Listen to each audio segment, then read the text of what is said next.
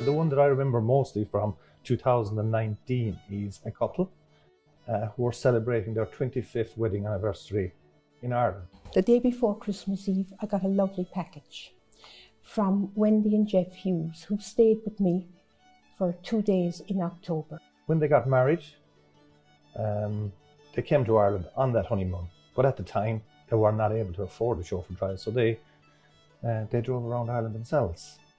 They had been planning to come to Ireland for 37 years. Now they're fortunate enough at 25 years later to be in a position to take a chauffeur tour. I took time, as I do with all of them, to go over the map, to show them the really special places that again they might miss, but that they're worth detouring off to. It brought back very special memories to them. It was places they had gone specifically on their honeymoon that they wanted to go there. We tried to build that in. And they sent me this book of all their photographs, a beautiful letter, a quilt that they had handmade themselves, and a handmade pen that Jeff had made.